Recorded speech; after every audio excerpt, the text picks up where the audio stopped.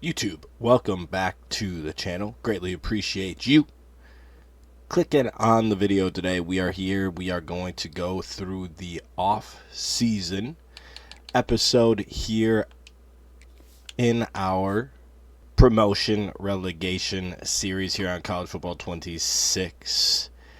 First off, what we're going to do is we are going to look at season stats. Nicholson. We had Boanco play for 4 games this year. And there were some pretty big games, to be quite honest. There was 2 playoff games in which he came in and he played relatively well, putting up some pretty solid numbers. I mean, the interception percentage on throws was super high, but 64% compared to Nicholson at 65%. I mean, touchdown to interception rate was about the same. His yard per attempt was higher. So he stepped in and played pretty well as a sophomore. He's going to be a junior.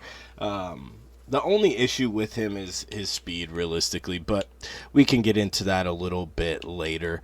65% completion percentage for Nicholson, 4,488 yards, 41 touchdowns to 10 interceptions for yet another Heisman Trophy winning season.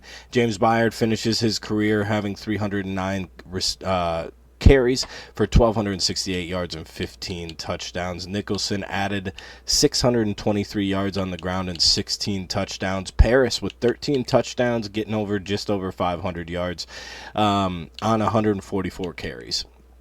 So if you look at these two, they're pretty comparable, not too far off of what Byard did either. Mutai got in there. He didn't get in the end zone, which I thought he did a couple times, maybe as a receiver, but he averaged 6 yards a carry as well. So the backfield looks to be in some pretty good hands in the 2 sophomores, as long as we can keep them both. Receiving-wise, 100 catches for Matua as the senior transfer comes in and plays a huge role in the season. 1,300 yards and 13 touchdowns. Woodside also got over 1,000 yards and 8 touchdowns. Conwell had a huge title game, but he comes in with 879 yards and 9 touchdowns. Bynum had some huge catches throughout the year. As a junior, again, we don't know if we're going to be able to keep him. He's probably going to go to the NFL draft, but even without that, we only have an A- play style, and he needs an A, which is crazy. Cantizaro was kind of one of those stories that was kind of a bummer. We did have him. We thought he was going to play pretty well, but Matua just in the slot was better, so he didn't really get a fair chance. So that was kind of a bummer for him, but that's just kind of the way that it went. Sack-wise, we gave up quite a few sacks, to be honest. 14, 22, 26, 27, 28. I guess 28's not terrible, right? But if you look at these overalls, like, we shouldn't have been giving up that many sacks, in my opinion. Bia, the corner, led the team in tackles, 114. He also had 4 interceptions, which looks to lead the team. Gaston, 106 tackles. 108 tackles, 2 interceptions, only 1 sack. Lucky, 97 tackles, 10 for loss, 3.5 sacks, 2 interceptions as well. Frederick, 88. Ibrahim, 74. Those are really the big ones. Sacks, Leinenkol with 13.5. And Swearinger with 11. Otis chipped in with 8 interceptions, 4 for Bia, 3 for Byard, 3 for Nwanu, 2 for Lucky, Gaston, Ibrahim, Golden, and Lamar, and then 1 for Frederick and Pettigrew as well. So defense played pretty well on that side of the ball as well. We gave up quite a few points in certain games where we didn't think that we needed or we were going to, but it's just kind of the way that it went. We're going to sacks, Cole Cogshell. Yeah, that just doesn't Doesn't make any sense. ACC is where we're at here. Ball State with James Byard with rushing yards in a career. We got passing touchdowns with Garrison Nicholson, rushing touchdowns with James Byard as well. But we're going to look at Ball State and see where we lie there. That's Baylor, not Ball State. Bryce Baker still holds the passing yards. James Byard, Justin Hill, who's an actual Ball State player. We haven't come close to these career stats. Passing touchdowns, still Bryce Baker. James Byard gets the rushing touchdowns from Andreas Williams. Cole Cogshell with the sacks. Darius Hill with receiving touchdowns. Again, he is a player that was actually there. Interceptions, same thing. So quite frankly, we haven't really taken over a lot of these. Garrison Nicholson had a couple this year. Bryce Baker, Willie Snead here, Andreas Williams. So not a whole lot of like move the needle type guys. We have won plenty of Heismans and different things like that. But without continuing to ramble on, we are going to end the season recap at this point and head into the off season. The most dreaded I would argue the most dreaded page in this game is the players leaving tab. And it's full of players that just... James Byard, graduation, he's a 90 overall. I'd be shocked if he doesn't get selected late in the draft, round 6, round 7. DeMore at right tackle, 92. He's projected to go 4th round. Jones might sneak in there in the late rounds as well. Booty will not. Tuttle will definitely get picked in the 1st round, probably. Frederick's going to be just on the outside looking in, I think. So look at all this talent in the senior class. We got a kicker that's graduating. Gaston's going to be projected to be in the 2nd round. The punter's graduating. We got tight ends galore here in the projected. Look at all these guys that are going to be going into the 1st round.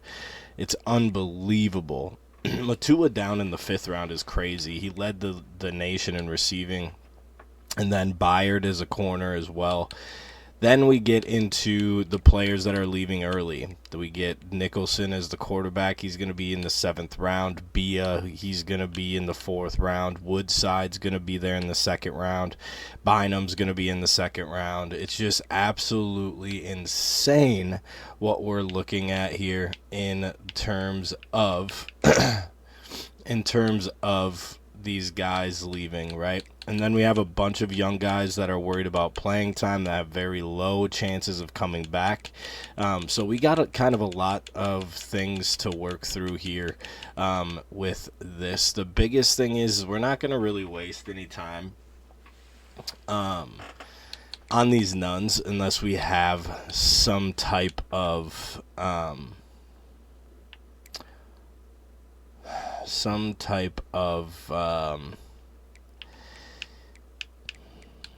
extra points or something. The biggest thing, right, is like this freshman, he's a 3-star, so I'm not too worried about it. But some of these freshman players, right, are big name 5-star guys. This is a 5-star, right? Worried about playing time. He's probably going to get on the field now, which is, I think that is like the most frustrating part of all of this.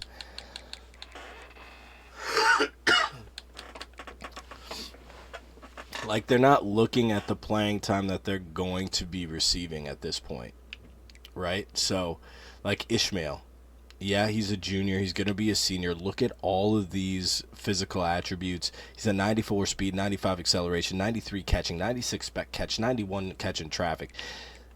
And he's worried about playing time. Like, he's going to get on the field, right? So we're going to go ahead and offer him failed. Lamar, same thing, 95 speed. He's got B-plus play time. He played a little this year. He had 2 interceptions thank you. He comes back. Mutai, somebody that we need a little bit of change of pace, right? So he's going to be one that we're going to look to. Russ is a 3-star. I'm not really all too worried about that one. But just some of these guys, right? It's just so frustrating that we have to even try and go after. And it's just, like Taj Higgins. Just C- playtime, needs a B. I mean, failed on him. Failed again on Cribbs. Failed on Duval. All these guys, there's a success with the guard. D tackle, failed on him. Briscoe. Okay, so we keep Briscoe. I mean, he's a 66 overall. Just pure runner. Just somebody that we needed. It's just pretty frustrating how we can get all this talent into the building and then we just got to watch it just go away. Yeah, he's going in the 4th round. I didn't think he was going to really stay, but let's see if we can keep Muti here, and we do, which is that's a win. I like that. Not a lot of wins in this particular one. I know there was a lot of complaining in there, and I apologize for that, but good Lord, we just need to, I mean, the playing time is insane to me. But we move on. We go and try to fill those gaps in the portal. Before we hop into the portal and start throwing around our weight as Ball State, we are looking at the draft results. We had 2 tight ends in the first round, added with Tuttle as our left guard. Bynum, a receiver. Cantazaro also goes in the second round. Woodside goes in the second round. Lucian goes in the second round. Gaston goes in the second round. Cole goes in the second round. Bayard goes in the second round. We got 3 third-round draft picks, including Bia. 3 fourth-round picks. Montua is one of the big ones that we see there. Vincent as well. And Epperson, who I don't even know if he played a snap. Nicholson goes in the 6th round as a 90 overall. 2-time Heisman Award winner goes in the 6th round is crazy. Bayard also in the 6th. Burgess and Golden also get there in the 6th round. And then Jones rounds out the draft with a 7th round selection. So a lot of players that got into the draft. Now, to click into the portal, see what we got going on here in the portal. We feel like we need a ton of needs. And as we look at this, we do. I mean, it's absolutely insane the amount of players that we lost in the portal, especially on the edge, but we're sitting okay at edge for right now. Outside linebackers, Mikes, corners, safeties, tackles, just so many different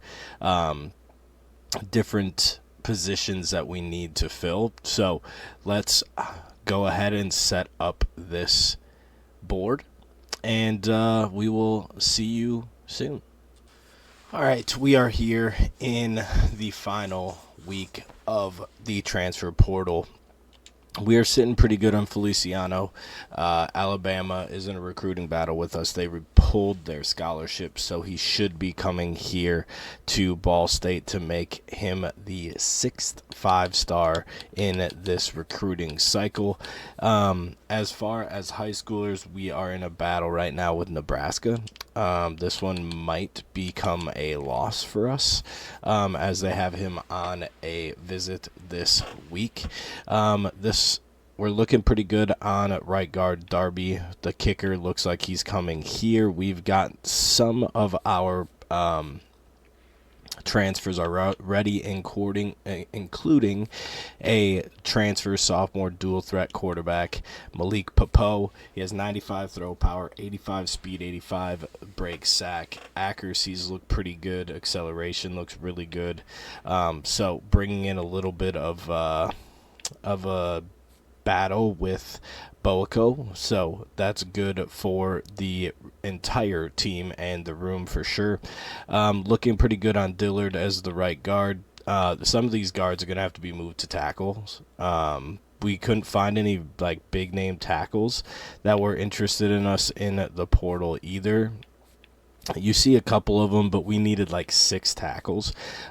So we are getting down here in the 3 stars. We do need a punter as well, so we're trying to get him here late. Otherwise, we might be in trouble with the punting game. So that is kind of the look at the transfer portal. Been very successful so far. Only lost or backed out on 2 or 3 of them at this point in time. So let's see if we can finish the job here.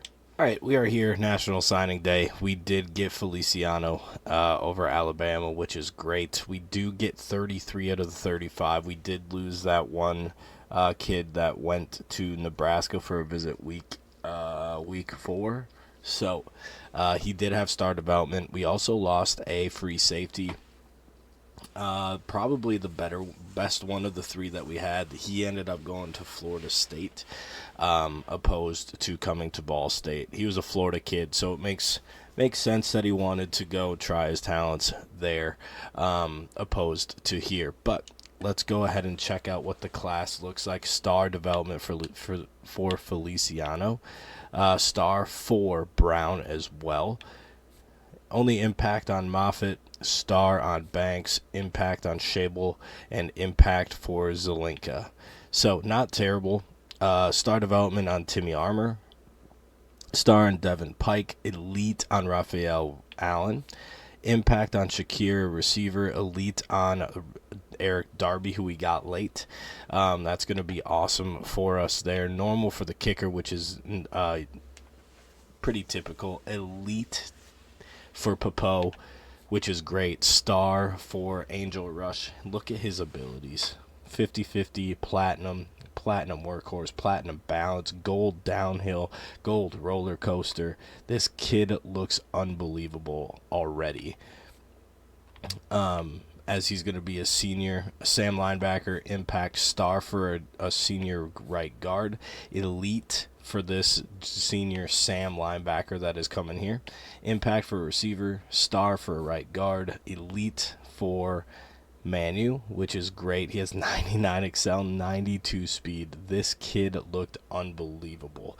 He's going to be a junior. He's probably only going to be here for a year, then go to the league. Impact for a left tackle, impact star for left tackle, freshman transfer from Minneapolis, Minnesota. That's huge. Star for a Will Lurker, impact for the corner, 92 speed, 94 excel, 96 change of direction, 82 catching, quick jump. I mean, yeah, he's going to be pretty good. Elite for left edge rusher. Pure power. Akeem Sexton. Fantastic pull there from Cleveland, Ohio. Star development from the corner. He needs to get faster. He's an 87 speed, so we need to get him faster. Maybe he can move to safety. 6 foot, 178. He might be a pretty good safety look. As we get into the 3 stars, we all have impact, right? So I think we only have 2 normals in this particular class, and it's the special team players, which is fantastic. That is such a great class. We just pulled such a good class, and we eke out Georgia for the top class. Oh, boy. Unbelievable. We get 33 commits. They get 34. Notre Dame brings in 32. But we have 6 5-stars, 4 5-stars, 28 4-stars for Georgia, which kept them pretty close. And nobody else is really in our stratosphere at this point. 16 points behind is the next team. The lowest point total is South Alabama at 71. Whew, they only had 20 recruits, 17 1-star recruits. Yikes. That is brutal. Absolutely brutal. Whew. Boise's all the way down here. Good Lord. So, number 1 class feels really, really good for Ball State as we continue just to reload.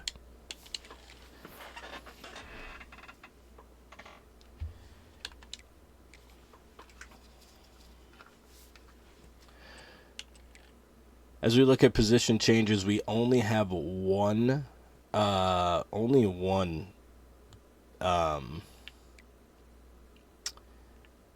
athlete. Good Lord, had just a major brain freeze there. We are going to go ahead and take a look at where we feel he is going to be best at D-tackle. He has 90 strength. On the outside, his speed, I think, is going to be an issue. We have plenty of offensive linemen. We don't need to move him there, so we'll move to D-tackle. As we're going through Popo, Bawanko, Briscoe, so these guys are going to have to stay here. Popo comes in at an 89 overall. Paris, Muti, the freshman Moffitt, 88 speed. We'll have to work on his speed in the off season.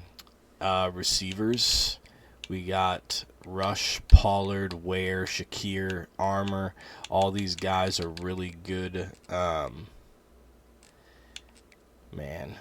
is this all we have for receivers? Oh, we might be in some trouble. We need to find some tight ends.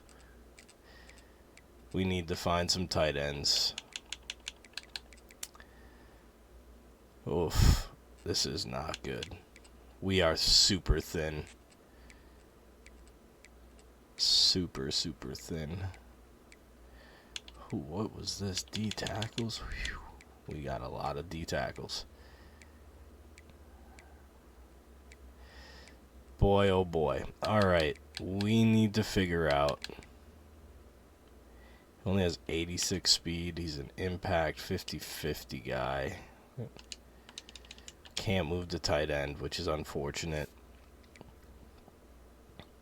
So what we're going to have to do is probably move Tattoo over to tight end. So that gives us 4. Right guards. What if we move him to tight end? He's an 87 tight end. Okay. It's going to be a slow group. Slow group. But we can't move any receivers there because we only have 5 of them. We're going to have to recruit receivers like crazy. Do we have a freshman over here? We do not.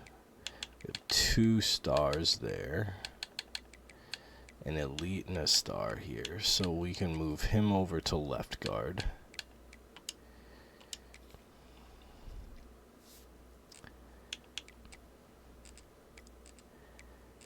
So we should be okay there with depth. Left, right edge looks okay.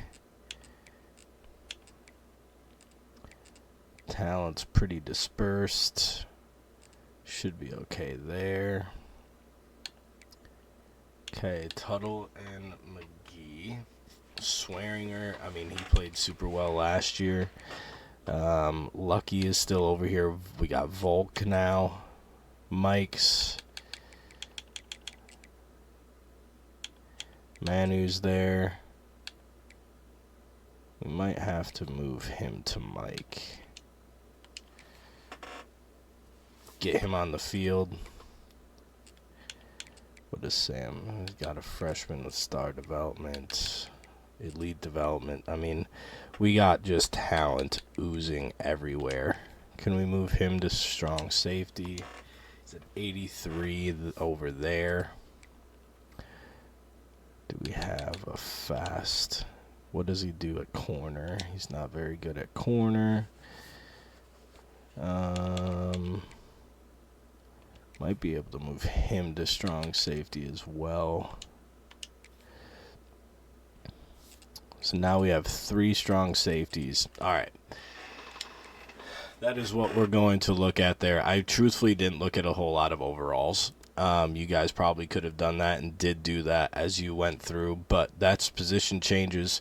Man, we are really thin at wide receiver and tight end. I did not realize that as we were going through. There was so many receivers willing to come and play for us, but I just thought we had enough, which obviously was not the case. So hopefully we can weather that storm.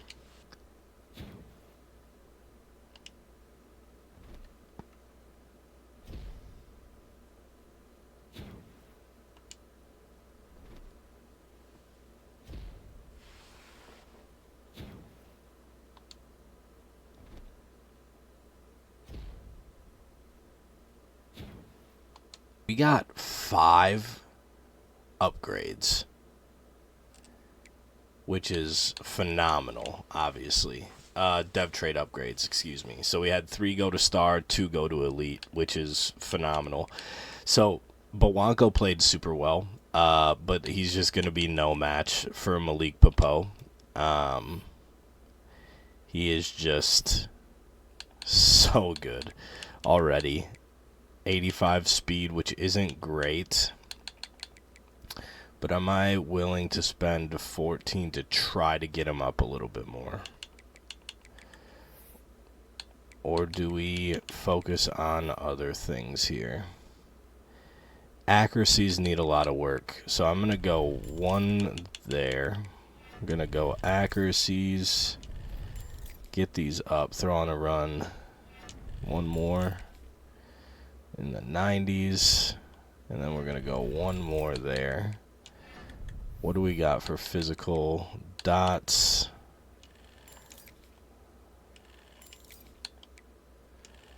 Mobile resistance. So he's up to a 95 overall. He looks absolutely phenomenal.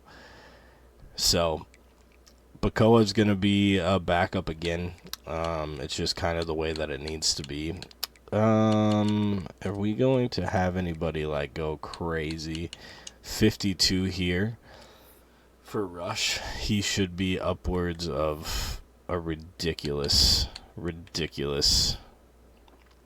overall. He's already in 91 quickness, 92 speed. We don't really need to deal much with that. Catching up to a 92 now. Let's get his route running maxed as well. We still have 31 points. Elusiveness. We'll go up 1. His IQ can get bumped a bunch. Get him up to 94. He has 12, so we can't do quickness anymore, which is a bummer. We don't need to really have downhill anymore. So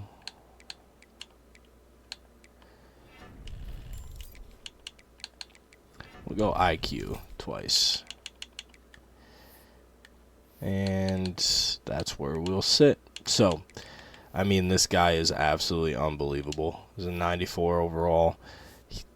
I mean, this dude's an absolute monster. Absolute monster. Marlon Ware has 0 physical traits, which we need to probably change that. 91 speed, we should be okay with that. Catching, maybe 1 more there. Route running needs to get better.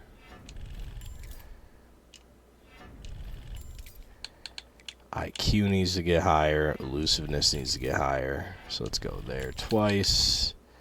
And then we'll finish out with Cutter as bronze. So not anything crazy. He's up to a 90 as a sophomore though, which is great. Pollard, I mean, physicals, he has double dip, nothing else really close. 93 speed, which is great. Catching, spec catching traffic is a little lower than what I would want, so we'd go there, get it up to a 90. Route running needs to get up a little bit. And then we'll go 1 elusiveness and then 1 IQ. Get him up to a 93 as a senior. So we have 2 seniors leading the way here. In the very, very small small receiver room. Nothing crazy here in the tight ends. Yeah, tight end's going to be a pretty weak point for us going into this year. 33. This man has 63. Oh, my goodness. It's a 5-star Dexter Mayer. He just has so many points. We're going to go up until it hits 6. Do the same thing over here with run blocking. Up to where it costs us 6.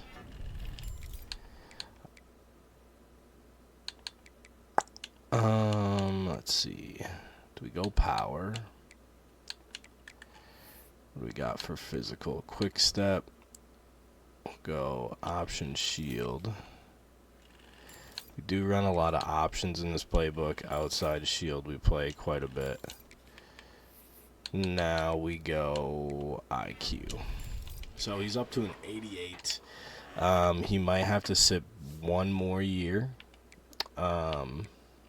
Play style is his deal breaker as a freshman redshirt, so we should be okay there. Couple other guys with 42s. This guy has 50. Good lord. Wayne Jasmine. What do we get here? Up to 7. Up to 7. Footwork is abysmal. We'll work on that.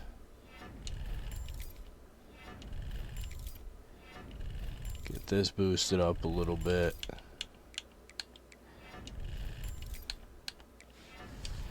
Gets up to an 84, so not really all that much of a jump for him, but looking pretty solid as a star. This agile guy is going to be getting a lot as well. Nothing crazy there. 78. Brian Sullivan, junior, red shirt. 78 points is absolutely insane.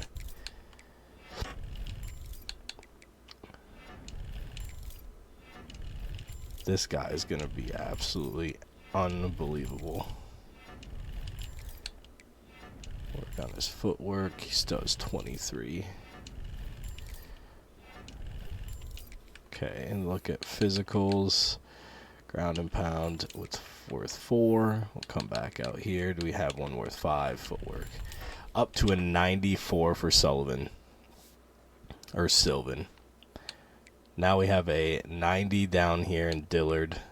We have an 80 freshman redshirt with 50. I mean, there's going to be a lot of really good offensive linemen on this team. It's so insane.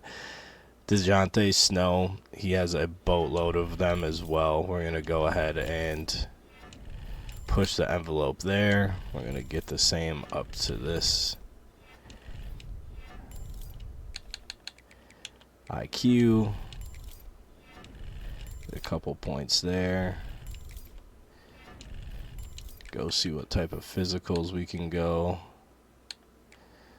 Option shield, and that's going to be all of them. We should have just maxed it, but that's fine. 95 for DeJounte Snow. Absolute stud. I mean, yeah, these guys are just going to have to sit behind and watch. Akeem Sexton has 53. We'll work on pass rushing. I mean, his moves are really good. Up to 96. Strength is super high at 94. His speed is super low. Something that we really need to work on. 76 is good now.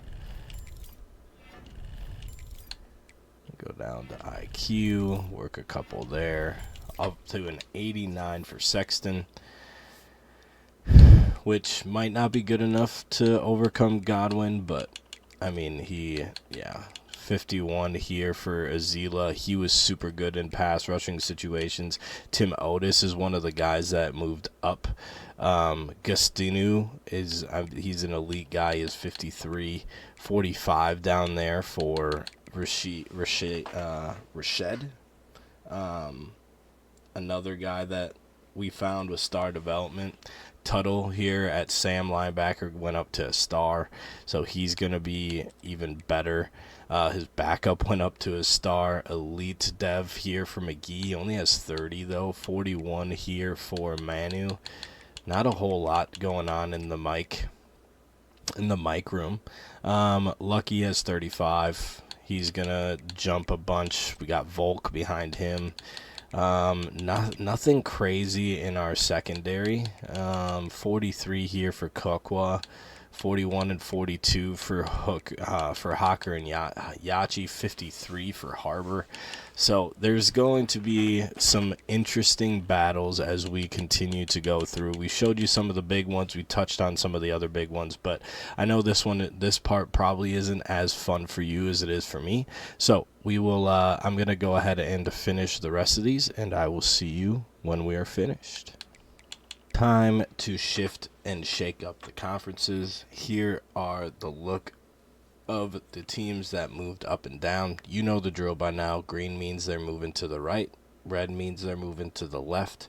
Green, promotion. Red, relegation. So as you go ahead and look through these, go ahead and pause it if you want to take a deeper look. We're going to kind of move through it a little bit quicker this year than we have any other years past.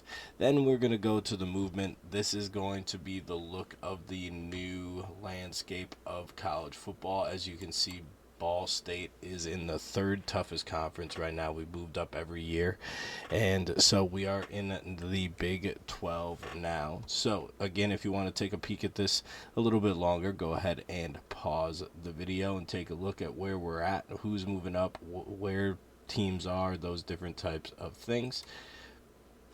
As we look at the Big 12, not a whole lot of ranked teams, and one of those ranked teams that came with us, right? So looking at overalls, 82, 81 for Duke, 76, 79, 87 for Oklahoma State, so they'll be tough. Kansas State's always fast and tough to keep from scoring. Texas Tech is a 79. They're the other ranked team. Virginia Tech, as I mentioned, and then Wisconsin's obviously going to be tough. They're ranked 80 or rated 82 overall. We are still sitting at a 99. The one interesting, I think it was the Pac-12. No, the SEC. Obviously, there was one conference, Mountain West. They have 18, 19, and 22 ranked teams in the Mountain West, which definitely was not the case when I was in there. 74, 66, and 64. They're just beating up on each other, I guess. But obviously the Big Ten and the SEC will have a host of them in the ranked. Stanford's at 10 in the ACC now. American has 2 as well. So that is the look at the conferences.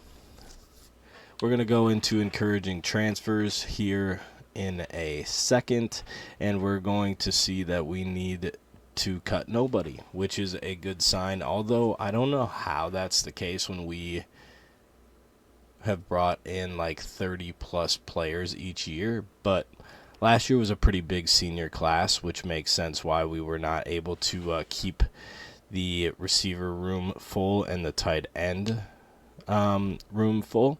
But we are going to move on from the constant conferences. We're going to get into scheduling, and then we will get on out of here and get ready for the 2033 season here in this dynasty. Here is what the schedule is going to look like. We are going to open the season at Texas Memorial Stadium with the college football championship rematch, as they are ranked number 1. So we're going to go in there and prove that it's no fluke that we beat them last year. Then we're going to travel to a tough place to play in Auburn. They were 5-7 last year in the Big Ten, or 2-7 in the Big Ten last year, 5-7 in total. So they're going to be tough. They're ranked rated 85 overall, so it's a pretty tough matchup there.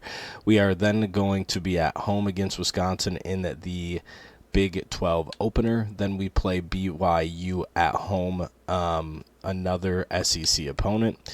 And then we get Indiana. and Kentucky. We go there, both of them. Then we come back home for Louisville, who is a Big Ten school. Then we get Texas Tech at home as well in a conference game. Again, they were ranked 15th now. They were 10-3 last year, 6-2 in the conference. SMU away at Kansas State. Then we have our bye week 11, week 12 and 13 are both at home, ASU and then West Virginia. So that is the schedule. Again, with us being here in the Big 12, we are playing 2 SEC teams, 2 Big 10 teams, and we're trying to really just buff up this schedule, really get games that are going to be close, maybe even see us fall for the first time in the regular season here soon enough. But that is it for the schedule, and that is going to be the episode. That is going to be the off season. Remember, the off season ones are typically pretty quick in the video wise. At this point in time, I've been recording for just over 2 hours, getting the transfer portal stuff, going through and upgrading all the players, all those different types of things. So it's a long process, switching conferences, all that stuff, but it's such a fun time to do that I enjoy it greatly. But that is going to end this episode. The next episode, we'll look at the team. We'll get the depth chart going. We'll start the recruiting board. We'll get that set up and stuff as well. You probably won't see a whole lot of that until the end of week 0, just kind of showing what that board would look like early in the season. But we are ready to go for the 2033 season, coming off of the national championship year, reloading, and getting right back to it. I'm super excited to show you the squad. We got some dogs now. I mean, we're going to continue to get these guys in transfer portals and those different types of things but this team, man, I will say there are some holes where I didn't think there was any last year, but there's some holes this year, but we might have some athletes to fill in the spaces to help us out. But enough of me rambling here at the end. I greatly appreciate you clicking on the video. If you haven't already, please hit that subscribe button, drop a like. It's greatly appreciated. As always, I hope you have a good day. I hope you had a great day. Spread the word. Peace.